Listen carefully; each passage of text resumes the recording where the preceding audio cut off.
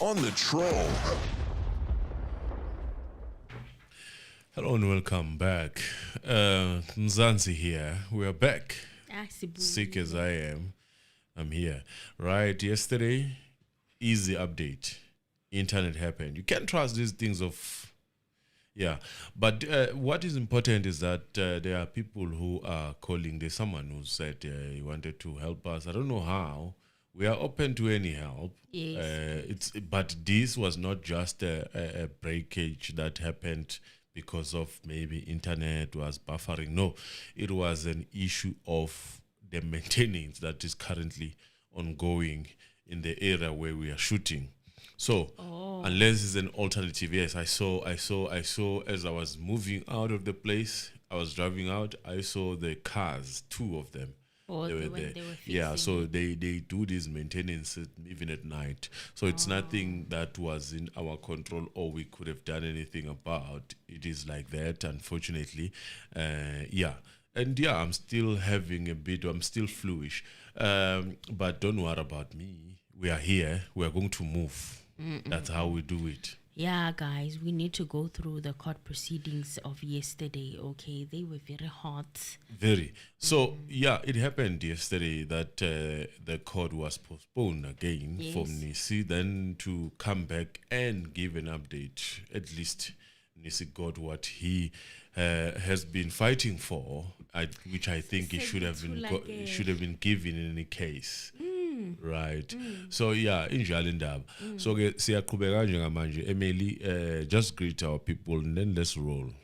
Wafundi affidavit kwathula kwathinya. My BP was going up and up and up. I had planned to do a series on how people were criticizing Advocate Mnisa, but since that affidavit, is it the affidavit? It was impeccably written. Kwathula kwathinya. Yes. Yes. Aw siyabonga. Siyabonga kakhulu. Siyabonga kakhulu. That's all we've been fighting for. But then Emily, just give us a run through of what happened, and yeah, I think the most important thing is that it happened. But how did it happen? Hi guys, welcome back to the Mzansi Reality YouTube channel. Thank you so much for joining us here again for another video, another live stream where unfortunately we couldn't do this like how we usually do it on the day of the proceedings. It had to be postponed because of, as we explained, the internet connection problem. The internet was down. So today we are going to be talking about what happened, and we were set to find out if Moses B, accused number 1, was still going to have legal representation, or Advocate Mnisa was going to excuse or withdraw himself from representing accused number 1. Mnisa wanted more time to prepare to defend his client, but Judge Ratamokwatleng said that he was only giving him until today to prepare. So yesterday to prepare. Yesterday, sorry, my apologies. He was still giving him until yesterday to prepare. So Mokwatleng had previously given Mnisa more than 2 months to go through the record. I think it was a period of 9 weeks. He had asked for 3 more weeks, and the judge is like, no, let me top it up and give you 9 weeks. 6 more weeks. Yes. To go through the record and prepare cross-examination of Brigadier Gininda for accused number 1. You know, I had actually forgotten, you guys, that Advocate Mgomezulu was supposed to be the first member of defense to cross-examine Brigadier Gininda. How many of you still remember that? Do you remember that, Mr. Anonymous? Yes, I do. He was supposed to be the first in line, but he needed more time to prepare for Brigadier Gininda as a witness. Do you remember him asking for that time? I think he even also filed in a notice of motion. No, there was an agreement actually that happened. Yes, I remember that. Yes, he asked for permission so that he can be the last one to cross-examine Brigadier Gininda. He wanted to prepare, and then in the midst of that he fell ill. It was just unfortunate, and then just when we were looking forward to him cross-examining after Advocate Mshololo was done, then we heard the unfortunate news. But that is to give you an idea of the level of importance that this current state witness is. He is the lead investigating officer of this case. He is part of the reason why the accused were arrested, right? It's because of his work that we have the 5 accused standing for this trial instead of the people in the house coming to narrate in the court, right? According to how many people would have preferred, according to how most people, a majority of the people were thinking that, you know, the people in the house have a case to answer to, not necessarily that of murder, but to just explain what happened in a court of law, right? Yeah. But we ended up having accused number 1 to 5 in that court. So this particular witness is very important. And that's part of the reason why Advocate Mnisi as well, it's only fair that he be given time, reasonable time, to prepare for such a crucial witness. His cross-examination, you understand? And also Mnisi took over as Sibia's lawyer after his legal representative Komizulu passed on last year. And the question that happened yesterday morning was whether Mnisi will bring an application for a further postponement or withdraw from representing accused number 1, like he had previously said that he would. Not like to misrepresent accused number 1 by not properly preparing his defense. But other journalists decided to interpret that as him making threats that he was going to withdraw from the matter. Apparently, there was also a representative from legal aid that was present in court in the morning. We can all recall that Advocate Mnisi is actually receiving financial instructions from legal aid. So court started with Advocate Baloyi informing the court that Advocate Mshololo was not in court. She sent a message to say that she is indisposed. The judge asked what that meant. Then Advocate Nxumalo said that he would be the one standing in for Advocate Mshololo, and he informed the court that in the morning he had received a phone call from Advocate Mshololo informing him that she was not feeling well. She's indisposed, and she requested that Advocate Nxumalo stand in for her in her absence. And he said that he communicated this conversation with Advocate Mshololo, with Advocate Mshololo's client, accused number 5, and accused number 5 had no objection to that arrangement. The judge even asked accused number 5 to confirm that on record, and he did. And the state prosecutor, Advocate George Baloyi, said that Advocate Charles Mnisi had filed a notice of motion. Okay, a notice of motion is a formal written document that is filed with a court to initiate legal proceedings in South Africa. So it serves as an application to the court for a specific order or ruling. In other words, it is a crucial initiating document in motion proceedings, clearly setting out the applicant's case and informing all relevant parties of the legal action being taken and the relief sought from the court. So it's basically where a lawyer has to explain themselves if they are making a particular request to the court. That's a notice of motion in my simplified explanation. So the judge said that he had found this notice of motion on his desk and asked if the legal counsel had responded to that notice of motion.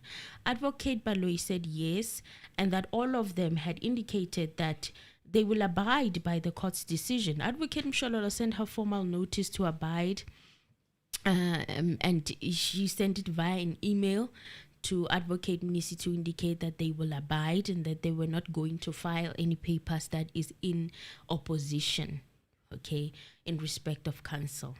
So Mnisi said that he was well aware of the stance that the court took last week, Monday, where the court indicated that he should have been, or that postponement should have been the last one that the court was granting him.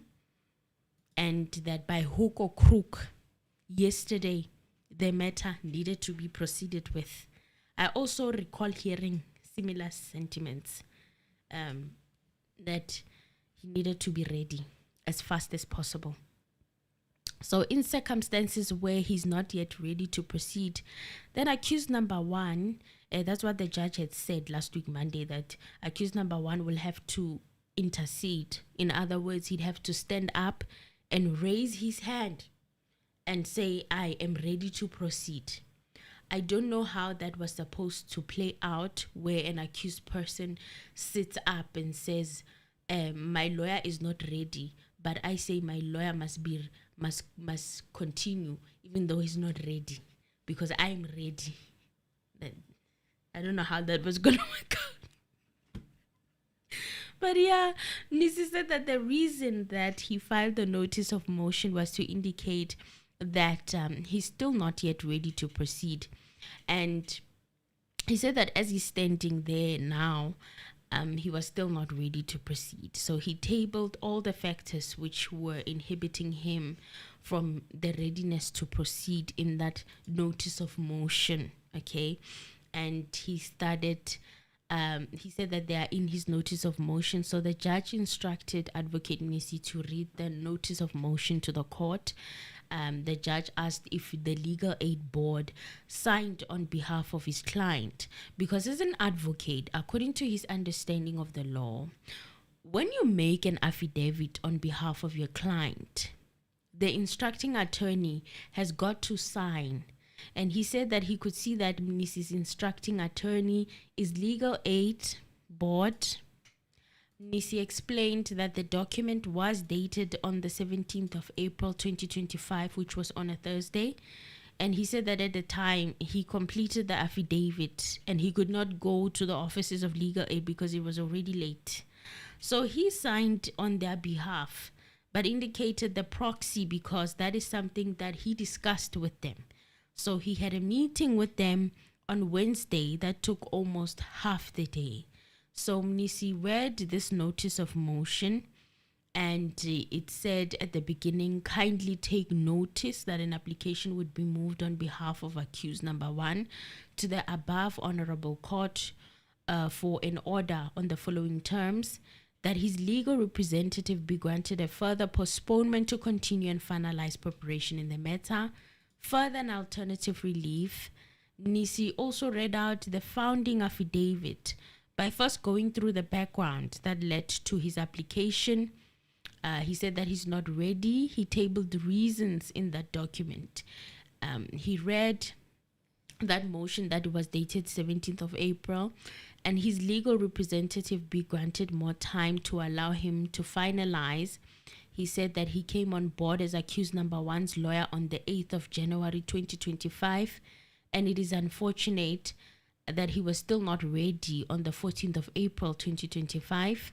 He was not yet done in his preparations. He said he underestimated the amount of work he had to get done, and he never got to ventilate the issues or how much time he needed. The purpose of the affidavit is to implore the court to allow the above-mentioned matter to be postponed to a further date on the 22nd of April 2025, to allow him time to finalize his preparations for the commencement of presentation of the case on behalf of accused number one. So in the affidavit, he stated that immediately after those introductory submissions, the court took over and dealt with applications, although he was not yet finished with his submissions. He said that he never got to ventilate the issues which constituted the challenges in his preparation. Neither did he get to ventilate how much field did he already cover and how much is still left. Mr. Anonymous, do you really agree with him on this statement? Yeah, I do. The judge disagreed with him later on. He mentioned that he did ask him how far he was. No, he didn't. So he didn't? No. No, he didn't. So how do I ask this in a manner that does not misrepresent anybody? So Mr. Mnisi is saying that he did not ask him Oh, he did not give No, him he a didn't. chance He didn't give him a chance to tell him explain. how far he is. No, he didn't. Okay. He just came and he started Casting aspersions. aspersions. Yes. How can you not? How can a lawyer and an advocate have not read 40,000 pages in 2 months?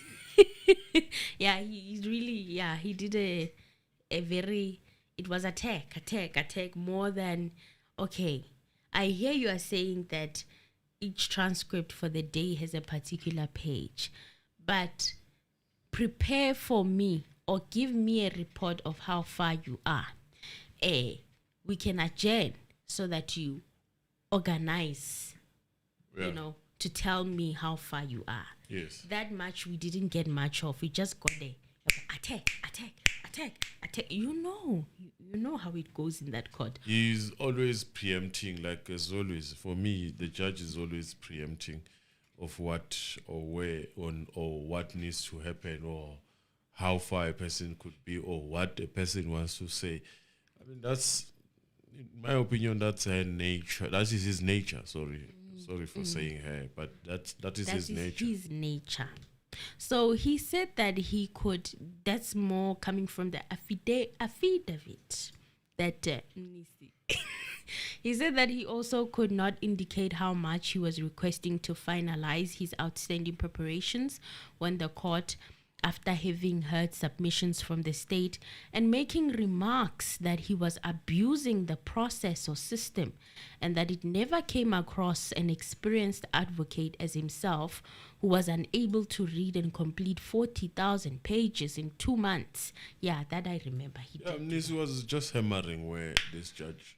When I like affidavit, guys, this affidavit, I was like, huh? Yo? How about someone got professionally put in their place? This affidavit did that for me. And was putting it on record. That was the main thing.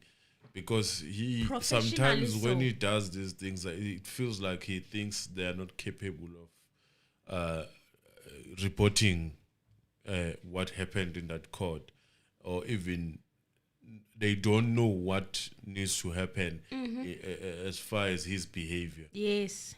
So this is more like a message that we know the route to follow from here. In any case, in any event, when you decide to go your own way or decide to do things your own way, the way you want to do them. But this was basically saying we are capable. He went on to suggest that the date of the 22nd of April 2025, it was at that point that he stood up and asked for indulgence and told the court that he would still not be ready by this date. And if the court should insist that the matter should proceed with, despite the fact that he would not have completed his preparations, he's going to request to be excused from representing accused number 5. Now, where in that does it sound like a threat? Kutlile abanye bathi he was holding the court at ransom. I'm like, hey, bana. Yeah. Hey, bana. How is this? How did this get interpreted as him making threats? That's the part that I'm so disturbed by. The final decision was that the matter would have to be proceeded with on the 22nd of April 2025, and accused number 1 would have to intercede in the circumstances if he would still not be prepared. The cause of his preparation of the matter doesn't only involve reading, it also involves analyzing, constructing, and comparing formulation of issues and arguments, research of applicable and relevant authorities from the legal literature. The list is exhaustive. Did you guys hear that? Especially the ones who were like, he's wasting time, he's lazy. Oh, there is even a so-called lawyer here who asked to be Googled that you guys are speaking nonsense. Yeah, so, yeah, these Googled lawyers who come here to swear at us. They swear at us. You ask yourself questions, Guti. don't you have work to do as a lawyer? You coming here to swear at us and tell us? I don't want you representing me in court. We all know how that is going to go. If you're gonna rush through 40,000 pages in 2 months, not make consultations, not go and see your client and ask them and make sure you need your I don't need anybody like that representing me. Thank you for your job, but this is a matter of life here. These people, their lives are on their line, so there's no time to be bickering on Google when the lives of people are on your hands. There's no time to be bickering in the comment section. I just don't understand. Why would you even show your face while you are going to speak things like that as a lawyer, and you expect us to be customers one of these days? And you are swearing at us. I just don't understand. How would you have read that if you are here? Or you just scan and then you go to court. They go to PDF and they search accused number 1 and they only read. I don't know, like it just doesn't make sense. I mean, how other people, we know it's your profession, as you say. We don't know of your victories. Because I mean, this law is all about victories. Yeah. You can have any Tom, Dick, and Harry can have a degree of law. Are you winning cases? As long as you have the APS score that is required, you can go study law. But even I can study. What makes you a lawyer basically is not just articles. It's the victories. Yes. That's when we know your name. When you enter court. The lawyers that you guys normally swear at in these streets of social media, your Dalimpo, those are known lawyers.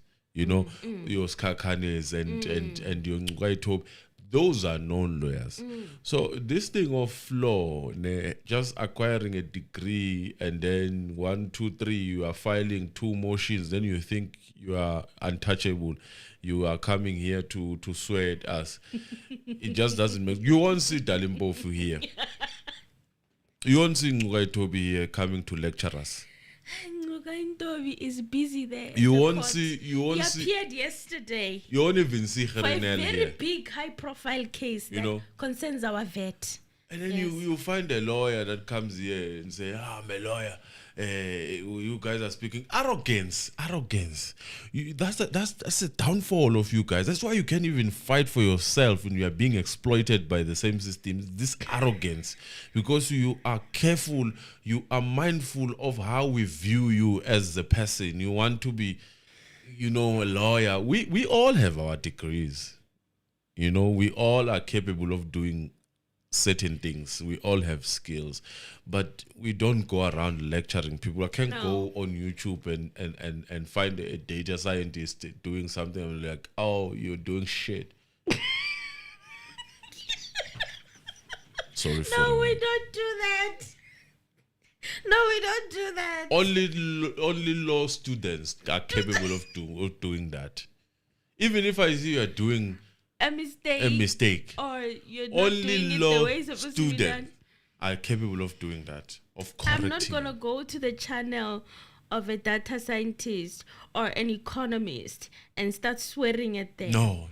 That is redundant. No, or someone who's making commentaries on. I know now with the new younger generation, I'm seeing a rise of content creators that are talking about, but it's on the other app. Artificial intelligence and all the rest of and they're talking about economic issues, right? They're talking about economic issues. From the knowledge I have, I'm correcting.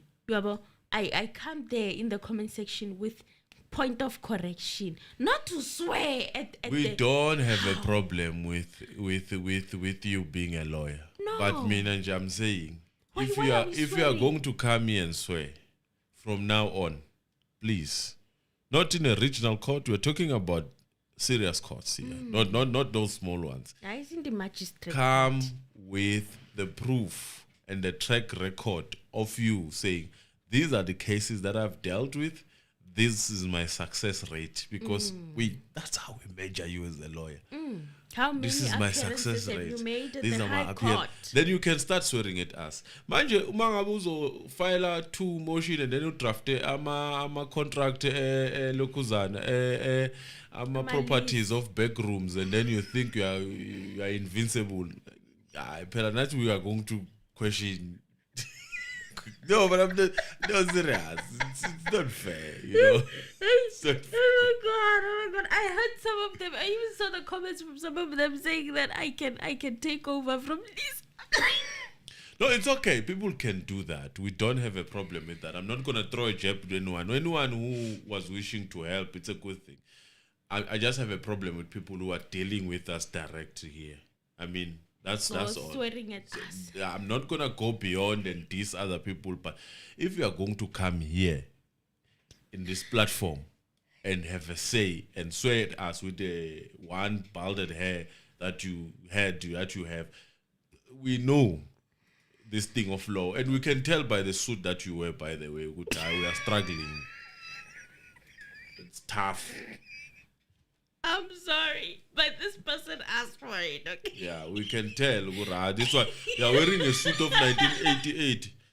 You come here to swear at us with the suit of 1988 with colors color of the 80s. Aye. You know that maroon and lime green? Aye. Sizokutshela ngathi ukuthi hayi siyakubona ukuthi uyastrugglisha wena. That's why you have time.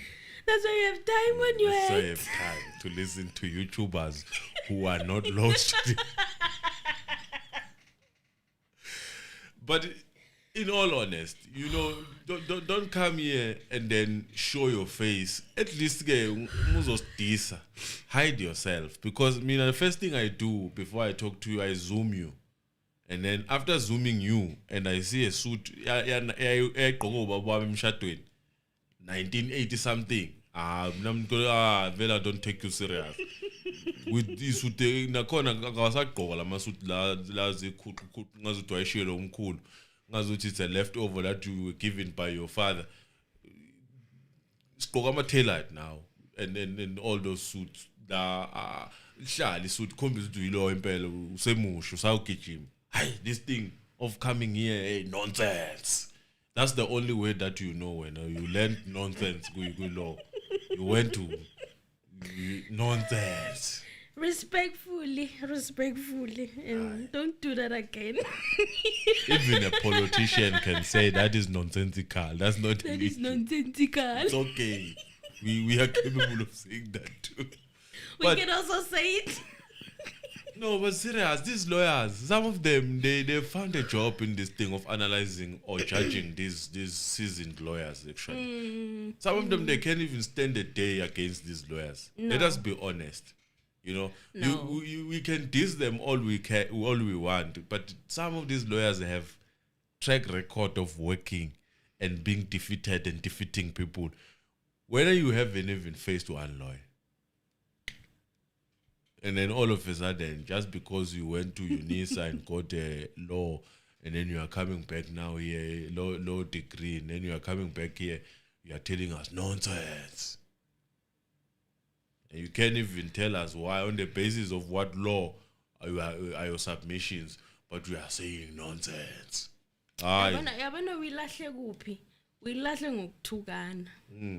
Thina siyakulalela, we listen. We have been advised here by proper lawyers. But Bella, abo Ike basitshela ukuthi you guys are struggling sometimes. We even advocate for you guys to know. We know that you guys are struggling. Abo ngizofika ne-4,000 la ungithathe because tough. We know how tough it is, and every day we speak to that. Especially when we are figure. And by the way, I know a lot of good lawyers who are there by Pretoria Bar. I know many from who actually are my generation. We're studying together. And they're driving proper cars now. They are working proper. One has a law firm dealing with labor law. The other one with criminal law. Other one with criminal law. I'm talking about proper people. We talk to those people. It's okay. And they're driving proper stuff and they are living nice life. Yes, it's they're not living like we soft don't lives. know They're lawyers working that very are doing well. They're very busy, hey. Manje They're very umuzoza busy. lapho umdala That's nakhona why they're not usapractice. even there on our comment section. It's that hectic for them. It's very hectic. It's Twitter. Akulalwa. Twitter. Once you see your lawyer go Twitter, busy. You see them on YouTube comments, busy lapho. Yekela lento le izokubophisa uzolala ejele because izofunda ama page ayi-60,000 wafunde in 2 days uzoboshwa. We are going to Oh my God. You must intercede. What is it that accused number one is supposed to do? Yeah, you must accede. Hey, he must accede. Yeah, it's tough. Yekela lento le izoscanner isebenzise ispanise what do you call this thing? ChatGPT. Uzoboshwa. Yabo. But we'll finish up. I just wanted to squash this beef that we have, and Oh my God. Furthermore, the cause of this is preparation in reading the record was also characterized by the fact that the record itself kept on referring to other parts of the record which would have previously dealt with, and to refresh his memory and to confirm those parts of the evidence being referred to, he was compelled to go to those parts of the evidence on record being referred to. You know how you are reading, and it used to happen a lot, and it happens a lot with the Senzo Meyiwa trial, where, either the judge or the state would bring up let's say during cross-examination, one of the lawyers explain or asks a question, but they don't quote where the transcript is from. And you'd see Advocate Baloyi standing up all the time and saying they need to show us where they got it in the record. Such things. You also have to make sure and double check for yourself that what was being referred to is actually as is. You understand what I'm saying? yes. Similarly, the record will refer to some exhibits which would have been dealt with in other parts of the record. And again, to confirm and refresh his memory, he would go back and be compelled to go and visit those exhibits that are being referred to. For instance, he said that he was reading the proceeding of the 24th of October 2024, and the evidence being referred to as an exhibit on the proceedings of the 23rd of January 2024. So he would have to go and revisit that aspect of the evidence. And these are some of the aspects which make his preparations tedious. So having spent 2 days at Moda B Correctional Facility consulting with Mr. Sibiya, accused number one, a number of issues came up which necessitate further follow-ups which do not form part of the record of the transcript. Thus, the preparations are not necessarily limited to the records.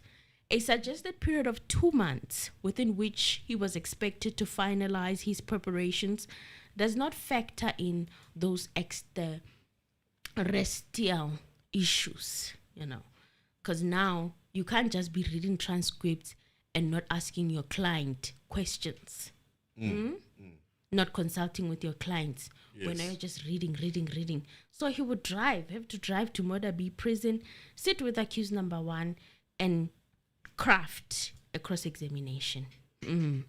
It also emerged during consultation that they have to request further information from the state, which is central to accused number one's case, to his preparation even before he can start to cross-examine the current state witness. These are all the aspects which he intended to bring to the attention of the court had he been given the opportunity to do so. So when the state was requested to respond to his incomplete application, it rationalized the importance of a further postponement, taking into account the nature of the preparations he said that he needed to do, and acceded to the reasonableness of such an application. The state cannot be faulted on anything, it said in its response in this regard. It also emerged during his preparations that he was not in possession of all the transcripts of the proceedings in the matter. So thank goodness for YouTube, in my opinion, because had it not been for YouTube, SABC covering the court case live every day, how would he have seen the missing transcripts? How would he have seen that on this date I went to court and I don't see the transcripts for that date? So he requested on occasions or 2 assistants from the former court registrar for assistance with those transcripts. He managed to get some, and some he hasn't gotten them yet. So the judge told us that he read all of the transcripts. So it means he was given all of them. Possible. Nothing was missing. Possible. Okay. So Mnisi said, as he's preparing for the application, he still does not have the proceedings of the records for the year 2025, without which his preparation would still not be complete. The last communication that he received from the current registrar in respect of the records of the transcript was on the 21st of January 2025, and these were the transcripts up until the last term of 2024. So basically here he's saying that the transcripts that he got most of are from 2024. The ones for 2025, he's yet to receive them.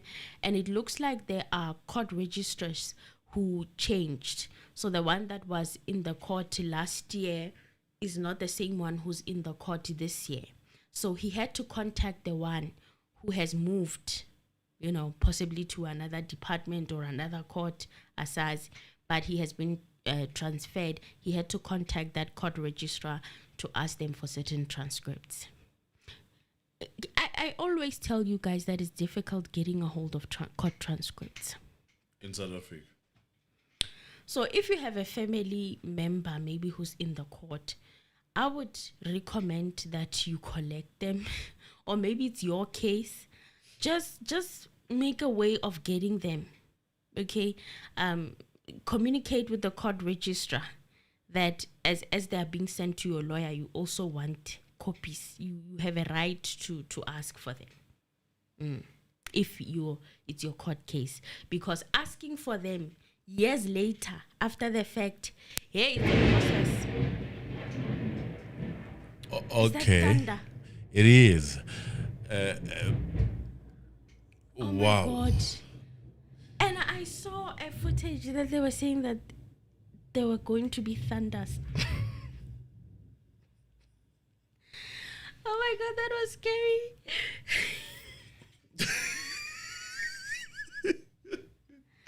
Oh, guys. Right, finish up bed before. Right, let me wrap it up. Nisi said that he was very mindful of the fact that justice delayed is justice denied, and this applies to Matatis Mutandis, and he would therefore not have embarked on a scheme to willfully delay the proceedings or hold them at ransom. Like some journalists were saying. And he said, I'm perfectly aware that the accused are going through an agonizing time with the trial hanging over their heads, which is true. And I'm perfectly aware that the accused are going through agonizing time with the trial over hanging over their heads like a sword. I don't know what a sword is. I didn't get time to find out. What is a sword, guys? They are keen to know their fate in the matter. The same principle goes to the family members of the deceased and all the people that take interest in this matter. So he said he can, however, assure that there is not even the minutest iota of malice in the manner in which he's trying to conduct this case on behalf of Mr. Sibiya. In criminal proceedings, any suspicions of a delay are regulated by Section 342A. I actually found the Section 342A of the Criminal Procedure Act. I was looking at it today. Interesting stuff. It's of the Criminal Procedure Act number 51 of 1977. So these provisions prescribe the manner in which such delays should be investigated, which constitutes delay, its effect on stakeholders of the trial, and the mechanism of dealing with such delays. Nisi said that whilst trying everything that he possibly can and should always be mindful of the fact that the accused are entitled to a fair trial, which include inter alia the right to legal representation. He said he's thus willing to proceed to assist the accused in the conduct of his case. This should, however, be understood that in the context that a proper preparation is a cornerstone of the realization of that right to proper representation. And on the 25th of March 2025 at 16:15, the state sent him an email with a set of photos with the following message. Now, this is Advocate Baloyi. He sent him an email, and this is what the email said. We have extracted the attached photos from the phone downloads to be used as evidence. So does this mean that they've extracted, meaning that they've added more photos? Yeah, they've added more photos, but what they're doing is, I don't understand the purpose of adding those photos. Reason being is that the state is almost towards the end of the case. Yes. And all the people that came why and took, couldn't they wait for it's very re-examination? sneaky in a sense, because it requires those people and by the to way, I don't even think staying it's is supposed to be there. Yes. I don't think it's even allowed. Is it allowed to They are reintroduce saying- new evidence? No, they are saying it's not new. In a sense, it's not new evidence. Oh, it's a It part was of the untouched terrains. terrain. Now it is now being touched. You can look at it as a new evidence, but it still requires, for example, people who downloaded it because it was never touched at the time. It was never looked at. And you know what the interesting thing is?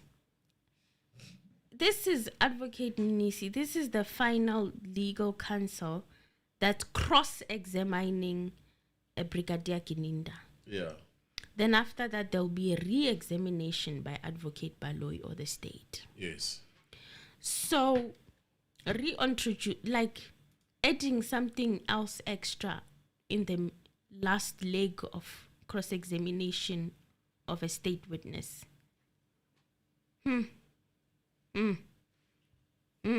I fair to say that it's sneaky? It is sneaky. It is sneaky. It's like me saying, put your hands down. I'm not going to fight you. And then all of a sudden, I throw one jab. Another punch. And then you fall.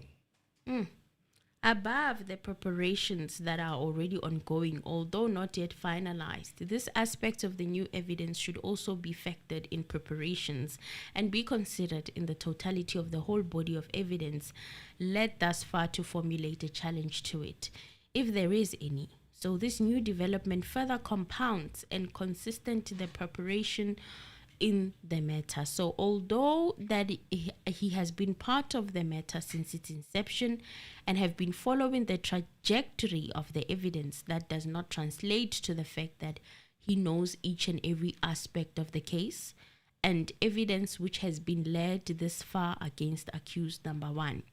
He said that he's never consulted with accused number one before, and he's never received any instructions from him before, and never has he ever given him any legal advice before.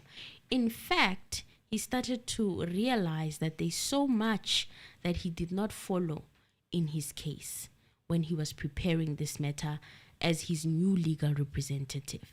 You see? So there's so much more work that he needed to do. And he discovered this as he was reading through the transcript, trying to refresh his memory. That actually, when I was listening pertaining to my client. You understand? When I was actively looking, searching, I was doing it for my client. There's so much more with accused number one that I was not attentive to.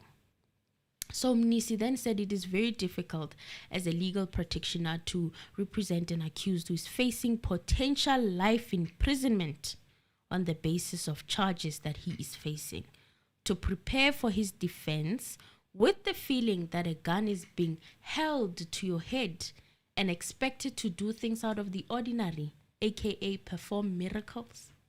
This takes away the creativity and spontaneity and the art of independent thinking in the conduct of his defense, and this does not resonate with the right to a fair trial. So in the circumstances, he said, I respectfully submit that any king of pressure exerted on me be prepared to proceed on the matter on the 22nd of April. Is that any kind? Hmm? Any kind, no? Any king? What's any kind? Or any kind of pressure. Okay. My apologies. Will not yield the desired results of affording the accused a fair trial and a dignified trial as requested by the Constitution of the land and as indicated before. So he says, I could not have underestimated the amount of work that I had to go through in preparation of accused number one's case. He said, I respectfully submit, if this is to be held against me, it was invented and without any malicious intent. Wherefore, I humbly pray that my request for the extension of the time for preparation of the matter on behalf of Mr. Sibia be granted as per the notice of motion. So the judge asked Advocate Baloyi about this new evidence that Mnisi mentioned in his affidavit, and what new evidence is that they handed to Mr. Mnisi on the 10th of April. And Advocate Baloyi said that they alerted counsel to the photos relating to accused 2 and 3, and he said that they don't pertain to accused number 1 at all. Yes, Mr. Mnisi is also representing accused number 3. So somehow they do pertain, and considering the fact that this is common cause, So the judge said that they also pertain to accused number 1 in essence, correcting Advocate Baloyi there. Baloyi said that it refers to the downloads and a copy of the CD has been provided to counsel.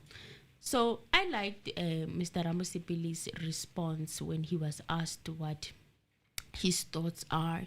He submitted his submission by saying, when he said, what I liked is when he said that as long as there is no malefice on the part of the applicant and justifiable reasons are given by the applicant, the court, in exercising its discretion in the interest of justice, should be inclined to grant that postponement. Because really, there's no detection of malice coming from Nisi with the postponement. Yeah. I saw a lot of people were trying to put it on there to say that no, he's doing this on purpose. I even asked in the previous video that we uploaded that is he doing this on purpose? People are asking whether he's doing. No, I so far do not detect that. I just see him as a person who pays attention to detail. And we know that when he does the cross-examination, he will want to be thorough. That's what we get from him as a lawyer. So judge asked accused number 1, and accused number 1 was asked whether he still wanted Mr. Mnisi to be his lawyer, and Muzi Sibia said yes. So the judge said that when this matter started, he was lectured by advocates that, our clients are being charged with common purpose, and as a result we are going to seek an indulgence to cross-examine any other witness who gives evidence, even if it's not directly implicating their clients at that time. And now he's doing a 360. He said it makes sense because it's common purpose, presupposes that what is done criminally against accused number 1 is assumed to be done by accused number 2, 3, 4, and 5. So it's a reasonable request. I was shocked. I don't want to lie. This hardly happens. So I was shocked. I was like, okay. With our non-degreed, non-LLB selves. So this court is aware of Section 35 of the Constitution, that in terms of common law regarding postponements, regarding orders which are issued by the court, are predicated also on Section 35 of the Constitution. So he said that I see Mr. Mnisi quotes Section 34A, so that the public should not get the assumption that this court, when it asks those questions, he said that he was not asking those questions about when are you going to finish, when do you think you will finish. he was actually conducting an inquiry in terms of Section 342A. But the problem here, like we discussed earlier, is that he did not provide for the opportunity for Mr. Mnisi to put together how far he was. He just made the worst assumptions and casted the worst aspersions on him without really giving him an opportunity to go back and come back and report properly. Yabo. So I'm thinking and assuming that that's where he saw the error of his ways. Well, he read the section, this 34(2)A section, and he said that when he was asking Mr. Mnisi, when will he be ready, he was applying Section 34(2)A. So the judge said Mr. Mnisi can't blame this court to say that he never gave him time to address this court. He said that he gave him all the ample opportunity. Well, he gave him time to go through the record. However, he did not give him time to prepare on where he was so that he can properly explain. He did give him time to go through the record, but that's it. And he said, and you know what was your last answer on the 22nd of April? And your answer was, I will let you know. I don't remember him answering like this. He said he cannot say, right? Did he say, I will let you know? I remember him saying, I cannot say how far I am, because the transcripts, when I read for one day, it's page 1 up to 90, page 1 up to, they are not labeled with 1 all the way up until 40,000. Do you guys remember that? Or am I, We do. So she said, we all know that you can't postpone a criminal trial indefinitely. A criminal trial has to be definitive dates on which it is going to be heard. Unlike a civil matter where you're going to say that the matter is postponed indefinitely, it has to be said that the case is postponed to such and such a date. So the judge said nobody can accuse him of being unreasonable. Nobody. Even today, Yena, he's prepared to ask Mr. Mnisi when he thinks he'll be ready. Okay. So Mr. Mnisi requested an indulgence, and he said that he'll be ready around the 19th of May. And the reason he's saying this is because the field that he has already traveled is more greater than the field that he's yet to travel. So on the 19th of May, they asked Mnisi what's going to happen. Is he going to report about it, or is he going to tell them how far he has traveled concerning his preparations? And Mnisi then reminded the judge that another point that he wanted before he could answer that question is that he indicated in his notice of motion that there's information that they're going to request from the state.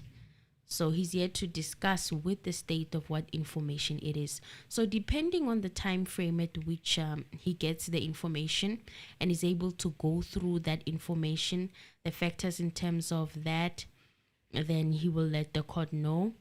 And also, Mr. Gininda was told that he should be back on the 19th while they come back on the 5th. They ultimately resulted to agreeing on coming back on the 5th to ask or to get a progress from Mr. Mnisi on how far he is.